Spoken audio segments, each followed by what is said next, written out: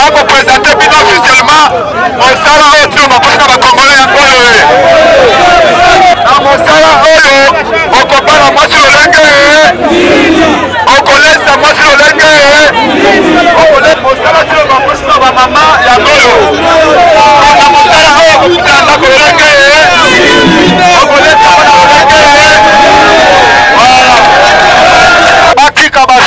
donc drogue ezali mabe jeune congolais elebomela bombe tozala le 15 na balabala makambo ya malongo ekoma bozwa misala bobala bofanda malamu bokomela bombe eza liwa mais soki obundeli mboka ebundi lobi misala ekomi okozwa mosala okozala malamu na vi na yo biso nyonso tokozala na nzela bandeko oyo soki totiki bango c'est-à-dire que dictature ekovanda na mboka jour wana soki tosakani c'est-à-dire que bavandeli biso kabuya lelo biso toyebisi ye batulapaka bamona pele ekesi bakomona yango makambo etali baconfession religieuse oyo baoyo baza majoritaire oyo baoyo baza boye etali biso alors bakonzi oyo ya la police baza kolanda biso toza basous-homme te toza mpe bato tozosala mpe makambo ya politike oyo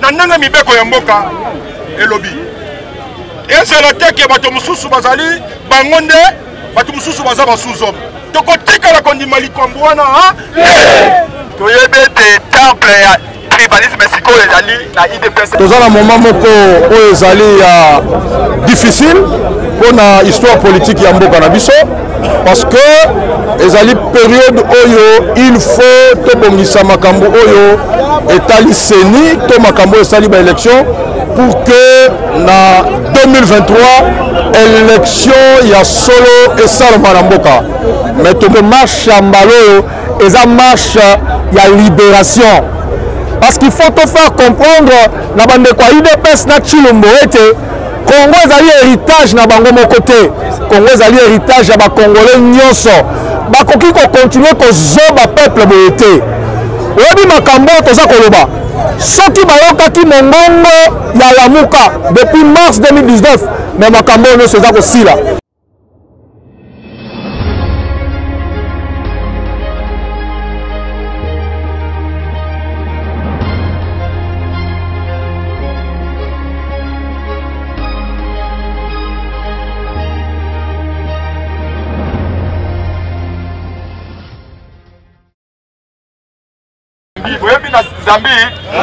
Zambie ali pays voisin awa kwa ina bango na frontière kotaka Sembalesa na Katanga na Lubumbashi na Zambie président de la République en fonction bauti ko battre na ba élection yali boete na Edgar Lungu ye azaki élu il y a 5 ans mais le kola bilan na ezaki négatif le kola bilan na ezaki tije mon libongo tolo ba Zambie batindiki na porte yali boete alobi ozali mokonzi ya mboka ozalaki en fonction mais osali mosala malamu na kati ya vote bazambie basanctionne ye te président en fonction andimi le fete na ye mpe azinzela akei yango biso mpe tokosala awa lokola na Zambie ali boye te mpo bato mosusu bakanisi ete soki ozali président en fonction bakoki kobatre yo te non un président en fonction soki bilan na ye ezali négatif soki bilan na ye ezali 0 peuple ana droit ya kobengana yo yali boye te kawa tozali kotanga bilan ya Tshilombo totanga yango totanga bilan ya Tshilombo po baloba o te boyini ye po bolingi ye te boyini ye po boamutela mabe te amutela mabe te yali tribalisme te bilan na ye nde ezali 0 yali boye te tozokende kaka na 3 secteurs so tokei na secteur ya sécurité na este est-ce que bilan ezali positif soki tokei na secteur na ye secteur ya sécurité na este naye elobi babomaki 6 personnes na Beni batuvaki mpe 4 bibemba bamama kaka lobi na Beni donc bilan na secteur ya sécurité ezali 0 soki tokei na secteur ya emploi ya misala bato oyo Tshilombo bapesi misala batombola misapo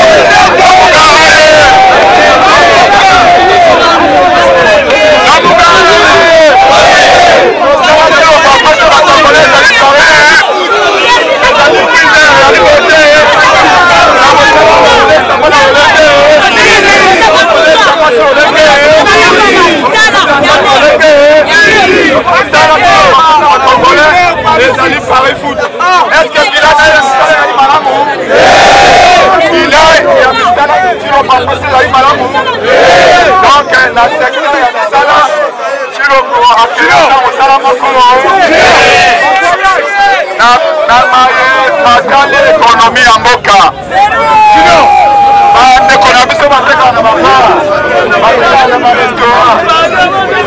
Basi bakoi bango nyonso na ntango ya corona awa azwi ata mesure moko te économique, azwi ata mesure moko te fiscale, azwi ata mesure moko te financière.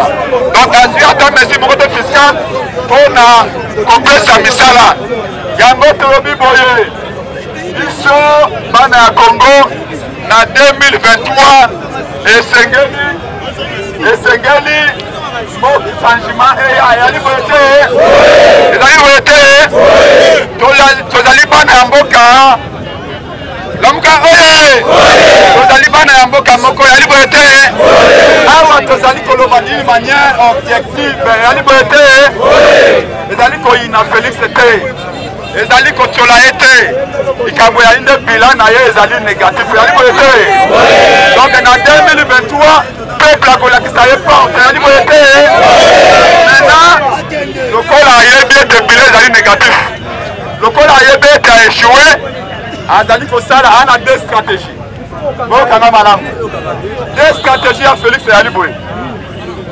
stratégie ya liboso aboloke CENI asomba bakonzi ya CENI lokola bagarçon wana Dodo Kamba boyebi Dodo Kamba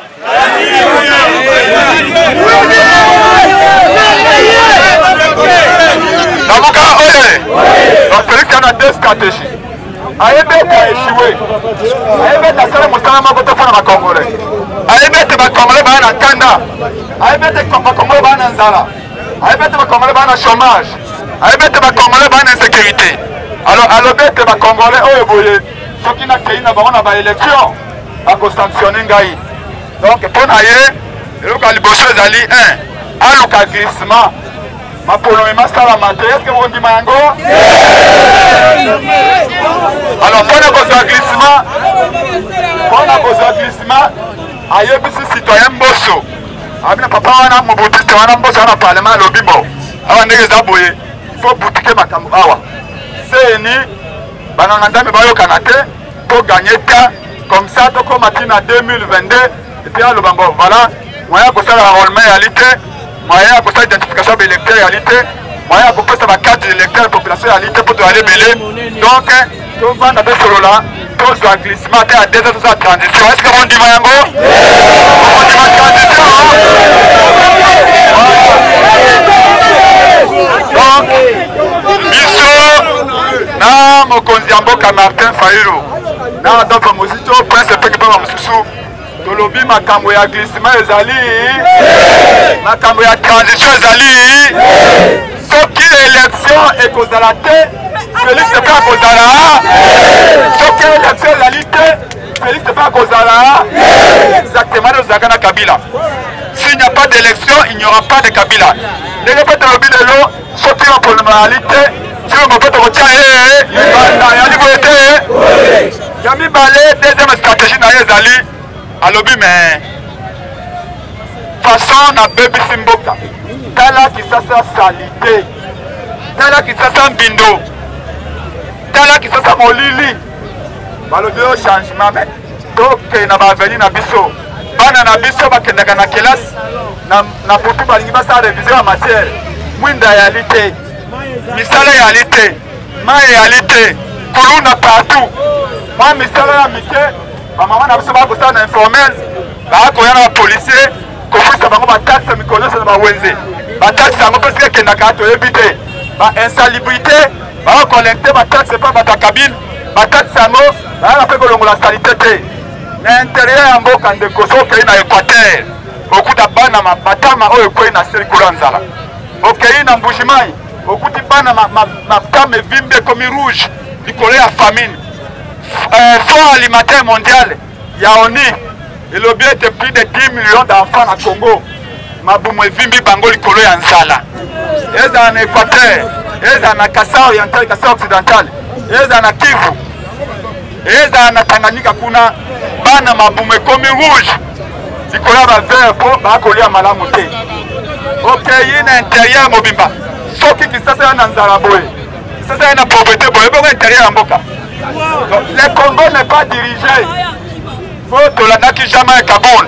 Alors bio Ngobila ko dirige tout ça Malamouté. Mais quand Ngobila te, natiro Ngobila ko dirige Mboka Malamouté. Donc, Félix Ayebi que échec ezali à 99%. Stratégie na mi balé ezali la seule façon à côté na pouvoir. Ezali à frauder, ezali à tricher. Donc deuxième option est Yangwana.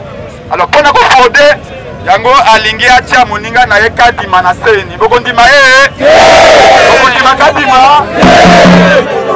Pour votre information, Kadima Azalaki, expert en matière électorale na présidence à Chilombo.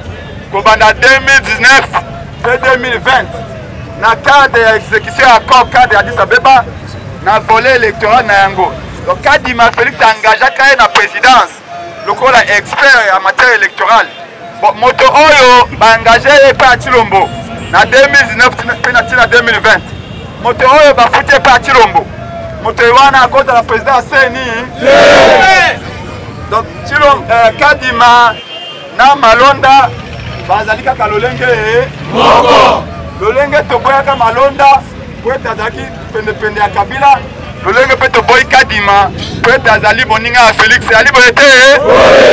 Donc pour na biso na kati ya lamuka solution na biso na opesa bino ngo anini minute. Pour na ebete o ezali échauffement. Semaine prochaine to kotanda ma biso banso awa.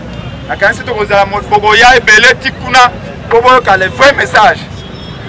Na lamuka to bina seni ewana Yambara oyo tolingi ba politicien lisusu. Est-ce que boye baka pona bana mibali pe ba mama pote Congo ezali mabele ya football. Tango Congo Kinshasa na Congo Brazzaville. Ba beta ka match ya Coupe d'Afrique des Nations éliminatoire. Okomona soki match ezali jeudi. Ba okende mingi koza balbito uti Malawi. Oya uti par exemple Éthiopie. Do oya uti Afrique du Sud. Pour nini? On a arbitre azala neutre yali boyete. Alors bisope la muka tolobi tozali sur na Martin Fayulu. Tozali sur na candidat na biso numéro 4.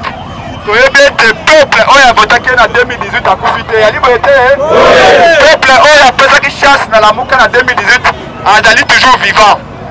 Pour ça faire un changement, les alliés toujours na mitema ba congolais yali boyete. Denge Chilombo yemo ko prophétisaka. Et que le changement au Congo s'appelle le changement au Congo s'appelle Wane Zalaka Maloba Félix Chilombo. Donc Martin Fayulu a déterminé. Martin Fayulu a déterminé. Il y a comme Mambonga Namboka Eliboete. Yango pour Nabiso Akola Sabino Akola Sabino Ulenge Nini Tango Bande Kolasama Okota Bokota Boma Boko Mili.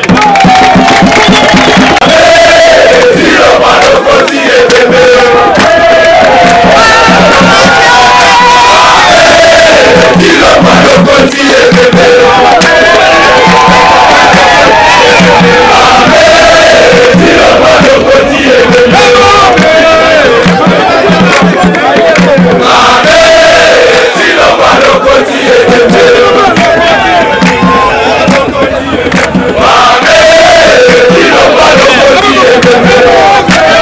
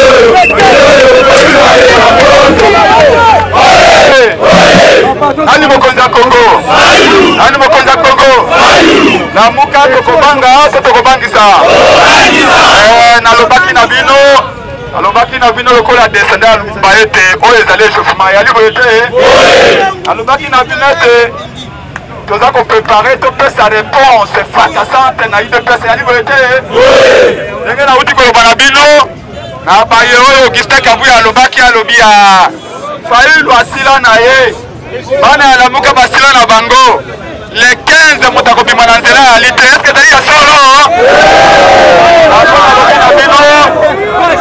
yango nalobi na bino oyo ezali sabangu semaine prochaine awa ekoyinda mpo bakolo mabele yali bino yali boye te boyebi maye tosala na bino yali boye te mpo ebele peut-être baye awa bayebi yango te awa yali temple ya démocratie yali te awa yali temple ya mobilisation yali boye te awa tosala baplein na ndenge yali boye te biso tokolanda maloba ya Augustin Kabuya te tozali sur na biso moko yali boye te tolobi na Augustin Kabuya obe mokolo ye wana aya na siège na bango mpo tokolongwa awa tina triomphale yali boye te mokolo ye wana na bayeba wa bakolamuka yali boye te omibetela maboko bino moko donc ndenge nalobaki ke ndeko Adrien na maître bazali koya bango wana baye mais semaine prochaine baniko mayengele balexis légal na bamosusu biso basoma bandame Chantal tokozala awa bablancha mongomba mpo na mobilisation ebanda boyebi ndeko Adrien ali awa po ete ye azali motulu na ekundama awa boyebi nde tosalaka na ye tokotaka kati boye tobimirai tokeiti pembeni ya Kingabwa tokoti na mopanzi okuna kaka ndenge tosalaka même système yali boye te bobosani cri na biso de guerre même morale même voilà donc nako suka esika ye wana mpona kotikela bato bandeko ntango po ete toza kokende boye koyebisa parlement de butu tozalaki déjà na parlement debout na biso ya Itaga na Bokassa tokokende Nyolise mokolo ya lundi tokende Mongafula tokende Ngaba pote lamuka toali na parlement debout partout yali boye te mais na bakokodiko ba parlement debout baye babanda mosala oyo ezali bino bana ya ntango yali boye te donc motema ya lamuka motema ya Adolphe Mozito pe ya président élu ezali mpo na bino bakolo makambo yali boye te soki Etienne Tshisekedi Bamulumba azalaka awa mokonzi yali bino bato boimposa ye yali boye te ya mbala oyo lokola baadopte Martin Fayulu nayebi ete victoire ezali na ngambo na biso yali boye te donc nalobaki na bino na kosukisa awa mpo na maimatali stratégie ya Félix ezali soit atriche na baélection soit atikala na kibokonzi ya moyibi soit asali glissement ese bokondima yango voilà donc mpona mayeyo wana nyonso rendez-vous ezali obe le 15 ndikoadiye na kaseke eza mokolo ya mercredi donc le 15 je pense eza mercredi mobilisation ekozala générale nalobi nasi nalobaki yango bokolanda mpe top Congo lelo nalobaki Augustin Kabuya bongama okomona bolumbu ya nkoba mokolo ye wana okomona lolenge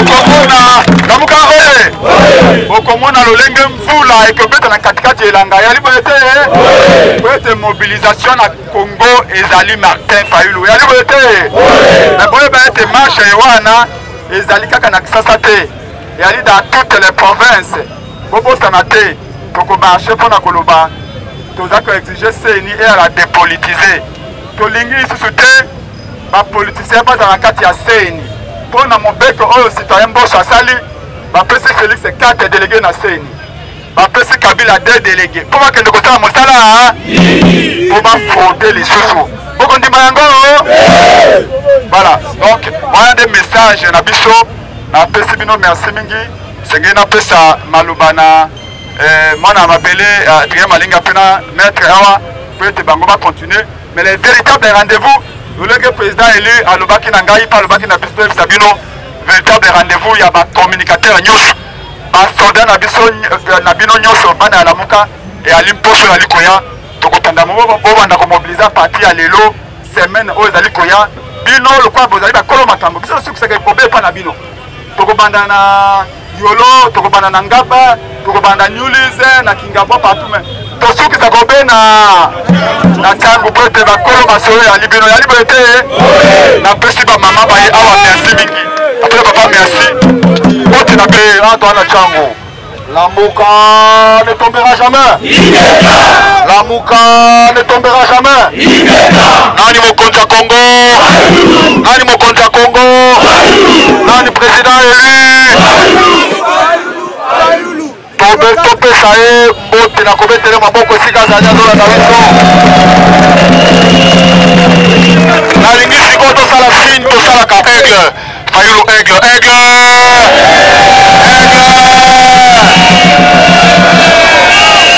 Toebisaki bango, toebisaki Chilombo aza mwana moke andimaki te lelo soki wapi. Topesa pe Adolphe Ngorzitu Fumupa mbote sika ezali tobetele maboko makasi. Ngai lelo nakoloba mingi te. Nakopesa maloba epai ya mokonzi ya Tchangu le secrétaire exécutif ya SID Maître Clément Ndakoloba po Ndeko Prince alobi mingi eloko moko nalingi bolanda bandeko baza kuna botika distraction tika bandeko moto baleka tika bato baleka yolanda message toboyi bafiltre po omoni likambo nga na yeli awa eza likambo oyo UDPS bakoti bafiltre kati na biso po balobaka Fayulu aza tribaliste. Est-ce que Fayulu aza tribaliste? Est-ce que Fayulu aza tribaliste? Est-ce que bana na muka baza batribaliste?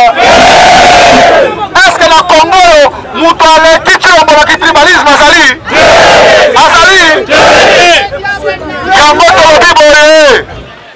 Yango tolobi boye avant naloba na makambo le 15 lobi na sololi na bandeko ya Mbushimai bolandanga bien na sololi na bandeko ya Mbushimai balobi Papa Adrien loba na ba télévision partout que Fayulu aza président na biso tovotaka ye.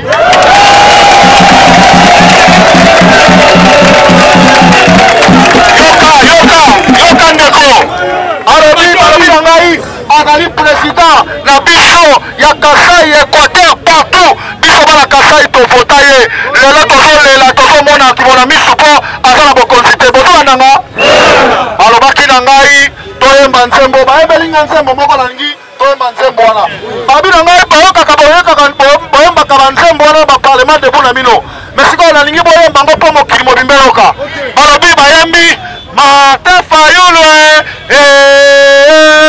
Martin Fayulu bana Kasai baleli yo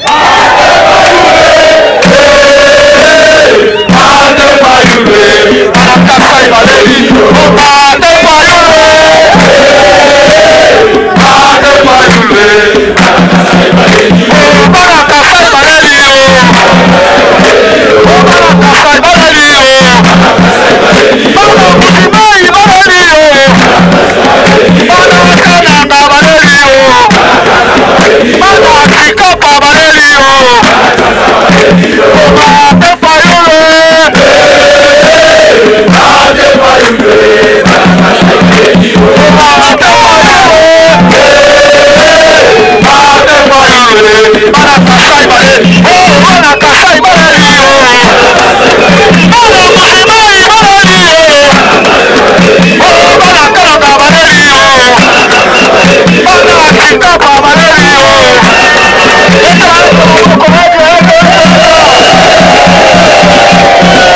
otika bashe na bino otika bashe lokuta Fayulu azali président ali ya bakongole nyo ya Kongo mobimba ya Kongo tobetasi le président eli maboko makasi enfin nalingi bandeko oyo ya Kasai bakolando babengaki ngai tobetela bango maboko tobabala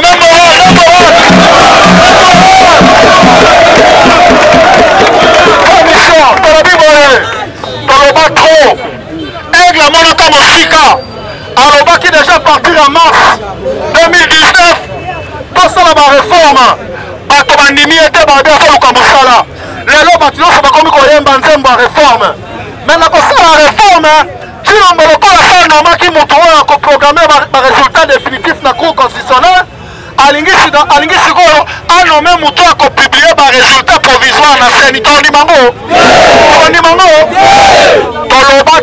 toloba depuis 2019 sikoyo toloba lisu te sikoyo komi baction sikoyo komi ba le 15 biso nyonso na balabala mpo toloba ke bashe ya 2018 tolingi yango su te bashe oyo basalaki na 2018 tolingi yango lisusu seni oyo eza politise tolingi yango lisusu batika bashe bazolinga badisere biso o tribalisme namoni baimage moko oyo bana cango bana quartier 3 badirese soki mutu bapanza baka bato lokutala bango lokutala bamata bakita le 15 tosala bango mayele tosala bango opeka maboko mpona bino moko merci beaucoup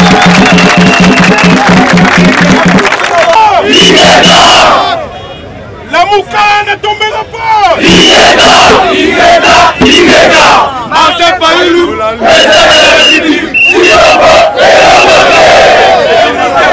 Nani tofokaki na 2018. Nani tofokaki na 2018. Nani atambolaka na peuple longo. Nani atambolaka na peuple longo. Oyoki sango ya Kasaya. Oh là là.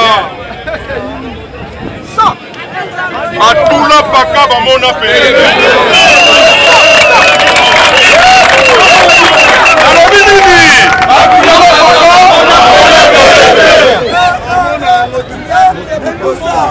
Yenda tambolaka na peuple longo.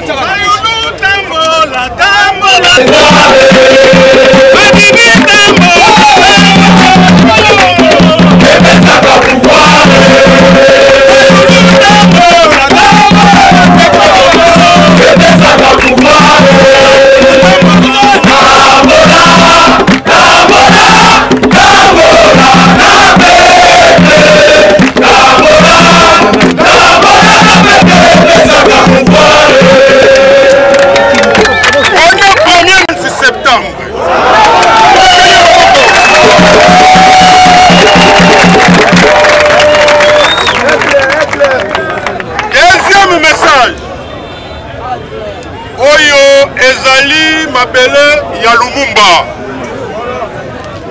oyo ezali mabele ya bakoko tokobanga bango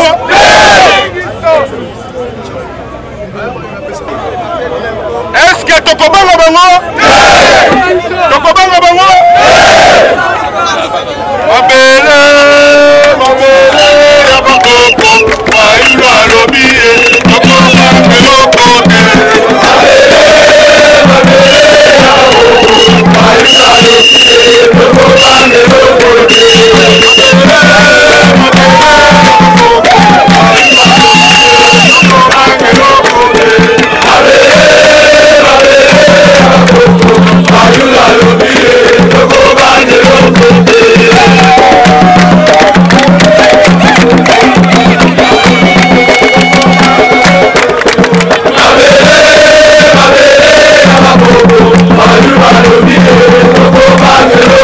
eloko moko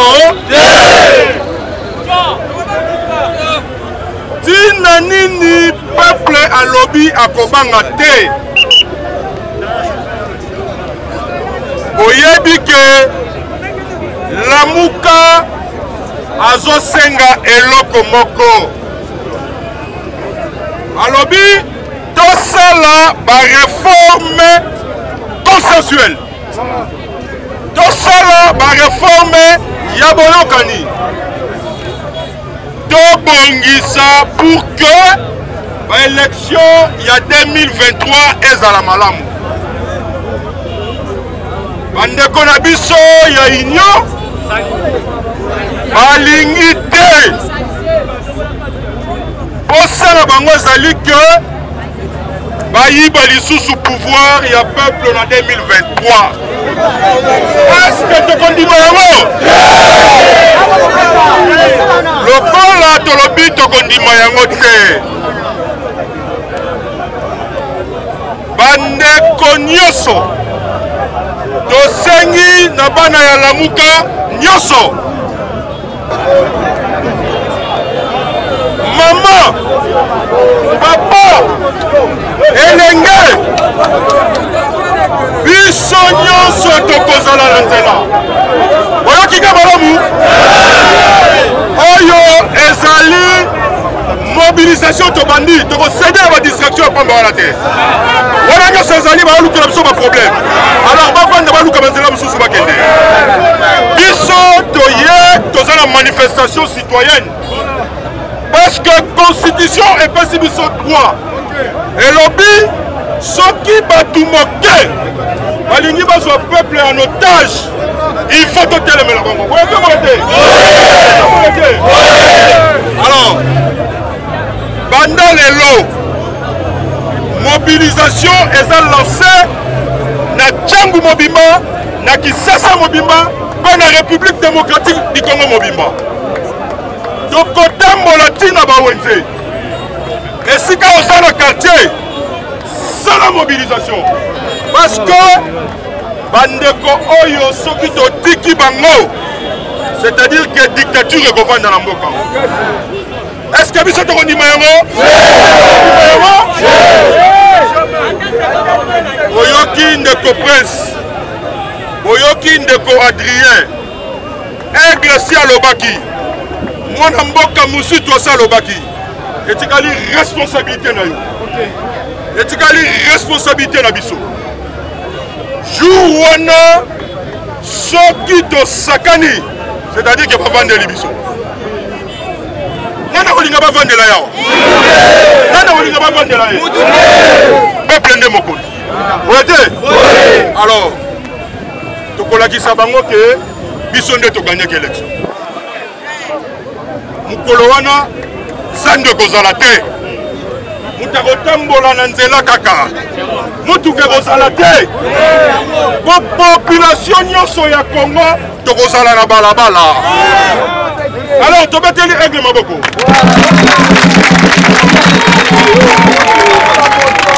tobeteli ndeko musitu maboko parce que bango bazali décidé pour que le peuple abimba na bongo tozali nango lisanga na baninga na bango mususu ya ba parti politique parce que ndeko Prince boye baza mu continuer na parti politique hein. Alors to betela pe maboko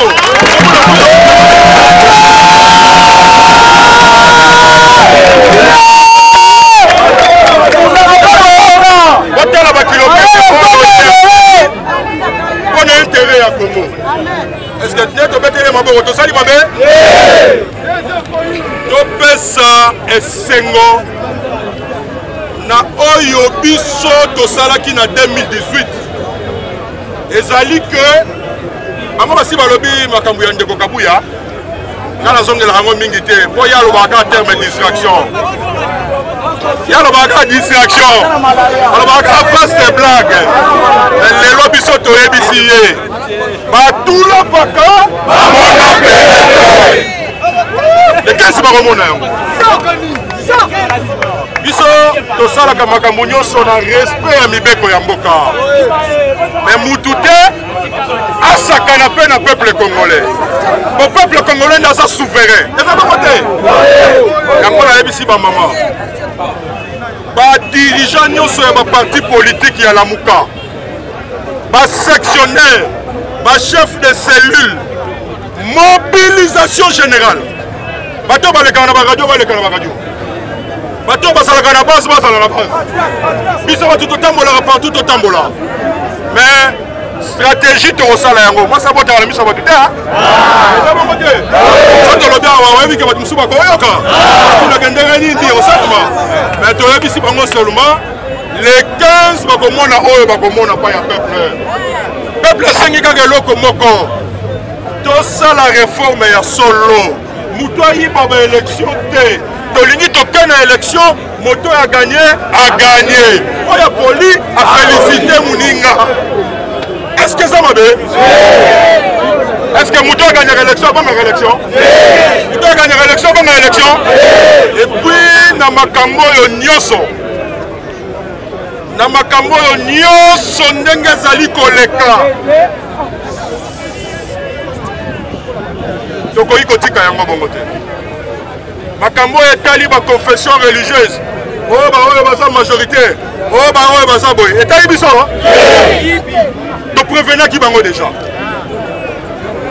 Mais toza koyoka kuna bazali kobongisa commission paritaire. Bato nyonso baboyi. Bato nyonso baboyi balobi tokende na seni ya boyokani. Mais yo za yo moko osali commission paritaire kokomi mibale. Eza ya moyibi te. Bon, makambo nyonso na moko tambolaka moyibi. Biso peuple to ndimaka yango. Biso to kotika bango. Les 15. Les 15 nde makambo. Na lingi lamuka. Oyo kanga malamu. Lamuka il faut ezala coup circuit. Oyo kika malamu hein? Coup circuit. C'est-à-dire que circuit on ezali pour intérêt ya population na biso.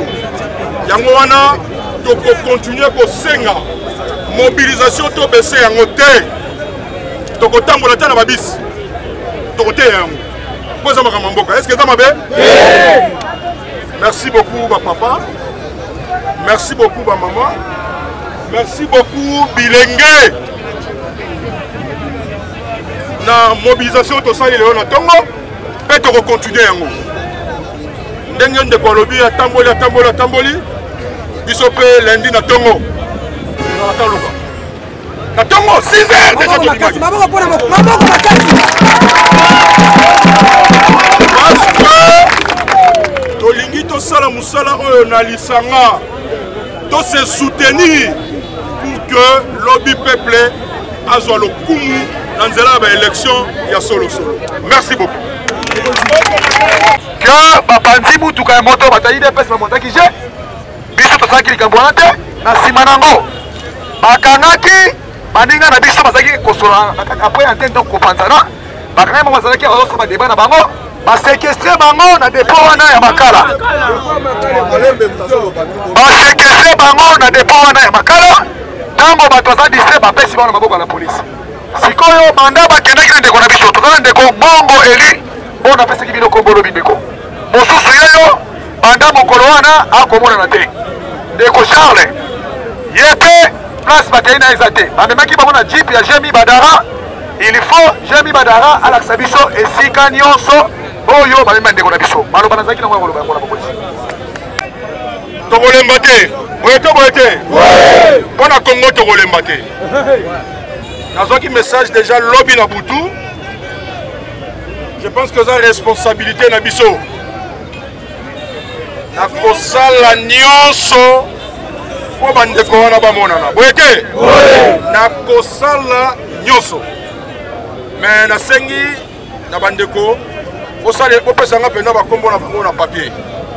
Bona koluka bango, na komona bango. Na komona bango pe bakobima. Basali na bango eloko te. Alors bakonzi oyo ya la police baza kolanda biso.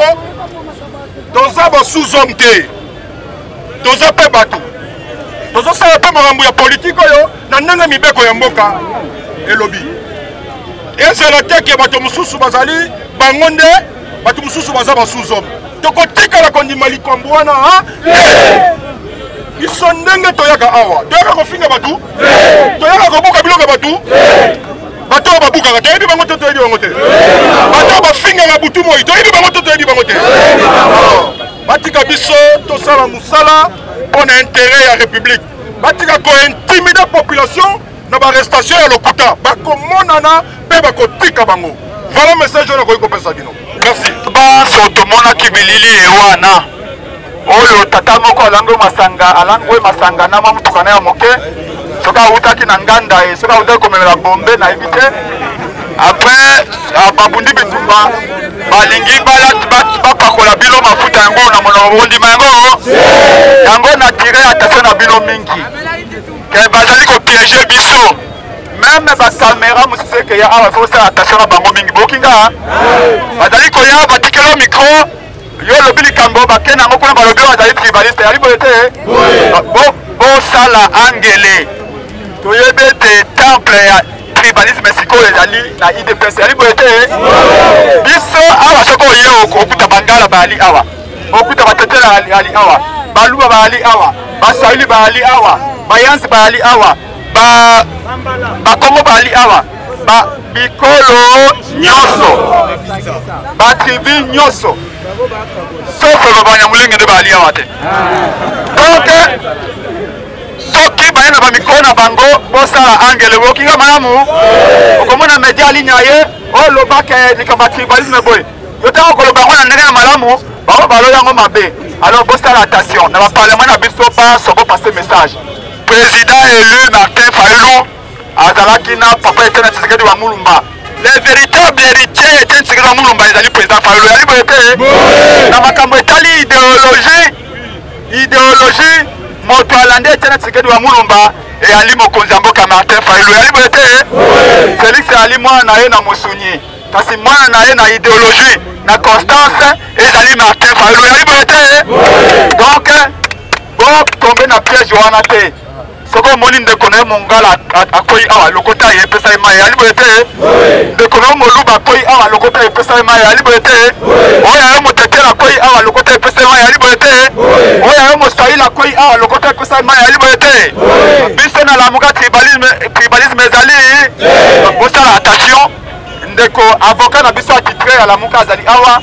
bosenkete te akolandela likambo ye wana mpo peleve moko ezali donc biso awa eloko balingi nde bapanza bino parlement debout ya Pascal awa bapanza bango na ndenge wana balukela bango deja lokuta po bapanza bango po batika idps place donc bosala attention bokoya na piège wana te kongo toyaka batribaliste te toyalingaka mboka moko e biso basi toyela ensemble biso basi topona kobe mokonzi moko kombo na ye merci beaucoup.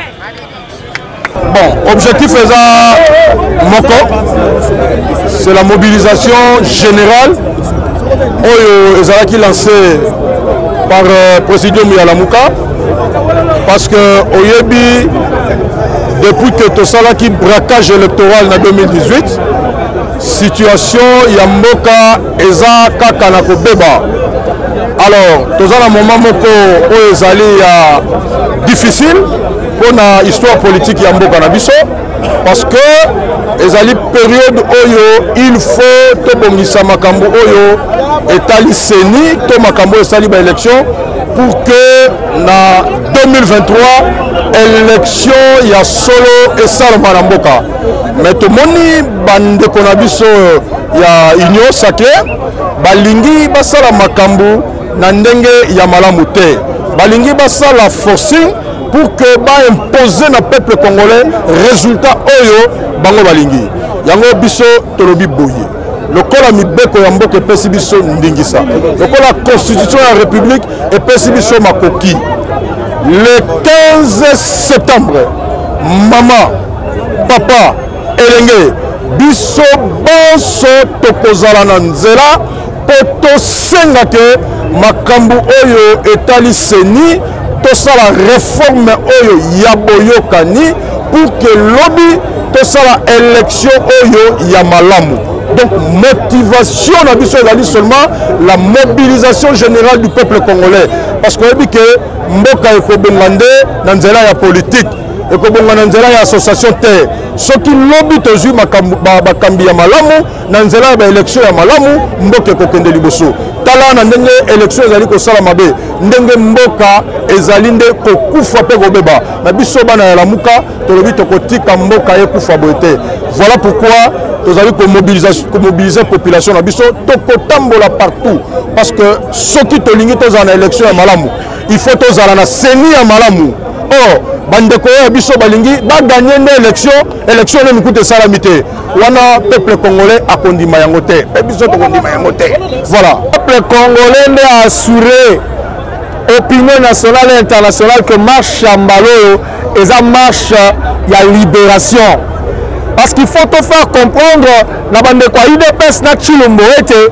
Congo ezali héritage na bango moko te Congo ezali héritage ya ba Congolais nyonso bakoki ko continuer ko zoba peuple boye te oyebi makambo toza koloba soki bayokaki mongongo ya Lamuka depuis mars 2019 mais makambo nyonso eza kosila mais toyebi stratégie ya Chilombo azwa glissement 2 ans ya glissement mpo na bango 2 ans bazalaki na Kabila baza na Kabila ti lelo mais oyo basalaki avant ekoma union sacré fo barécupérer yango bango nyonso tolobi ekosalema bongo te donc peuple congolais naza déterminé à rassurer biso que marche ya le 15 eza marche oyo ekozala ndenge honorable Muza alobaki coup circuit bakotalisa na mokili mobimba ete tolingi seni ya solo oyo ezali dépolitisé tolingi maponomi oyo ezali crédible mpe toboyi glissement donc rendez-vous le 15 peuple congolais sikoyo azozwa makambo na maboko